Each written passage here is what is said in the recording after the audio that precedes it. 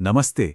आज हम सिर्फ एक त्योहार की बात नहीं करने वाले हैं, बल्कि एक प्रण की बात करेंगे।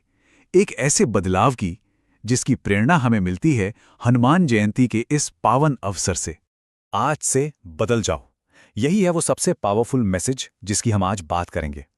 देखिए, ये सिर्फ एक सुझाव नहीं है, बल्कि ये गहरा आह्वान है खुद को बदलने का। तो आज से बदल जाओ का आखिर मतलब क्या है? इसका मतलब ये है कि हनुमान जयंती को सिर्फ एक त्योहार की तरह ना देखें, बल्कि इसे एक मौके की तरह देखें, चिंतन करने का, खुद को बदलने का। और देखिए, ये बात कितनी खूबसूरती से यहाँ कही गई है। आज का दिन सिर्फ एक त्योहार नहीं है, आज का दिन है बदलने का।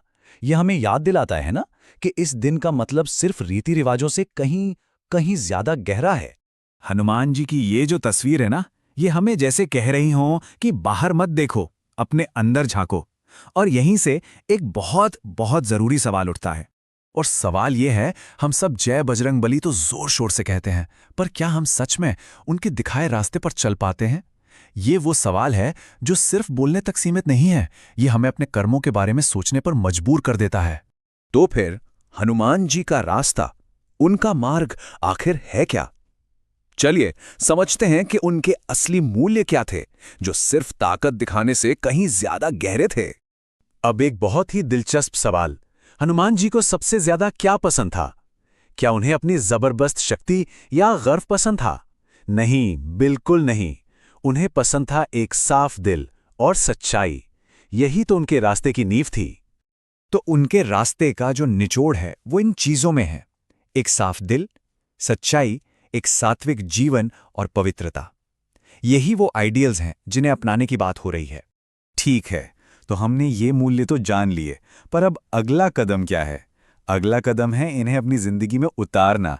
और इसकी शुरुआत कैसे होगी? एक प्रण से, बदलाव की एक छोटी सी प्रतिज्ञा से। और देखिए, ये प्रण कोई बहुत बड़ा या मुश्किल नहीं होना चाहिए। आइडिया बस इतना है कि इस पावन दिन पर खुद को बेहतर बनाने के लिए एक छोटा सा लेकिन पक्का वादा किया जाए। तो वो 3 छोटे प्रण क्या हो सकते हैं? पहला, आज से हम झूठ नहीं बोलेंगे। दूसरा, आज से हम किसी भी गलत चीज का साथ नहीं देंगे। और तीसरा, और ये अगर मुमकिन हो तो, कि आज से हम मांस मछली भी नहीं खाएंगे। अब मन में यह सवाल आ सकता है कि मांस मछली न खाने वाला प्रण क्यों? तो इसका सीधा कनेक्शन है पवित्रता से। एक ऐसा गुण जिसे हनुमान जी बहुत बहुत ज्यादा महत्व देते थे। लेकिन एक बात साफ समझनी होगी, ये सिर्फ खाने पीने की बात नहीं है। असल में यह प्रण एक सिंबल है, खुद को बदलने की तरफ बढ़ाया गया पहला और शायद सबसे जरूरी कदम है। लेकिन क्या सिर्फ एक दिन प्रण ले लेने से सब कुछ बदल जाता है? क्या इससे सच में कोई बदलाव आता है? असली परमानेंट चेंज का राज क्या है? चलिए इसी को समझते हैं। और इस सवाल का जवाब इस एक लाइन में छिपा है। जब आदमी अपनी आदतें बदलता है, तभी उसकी जिंदगी बदलती है। मतलब प्रण तो सिर्फ एक शुरुआत है, एक ट्रिगर है।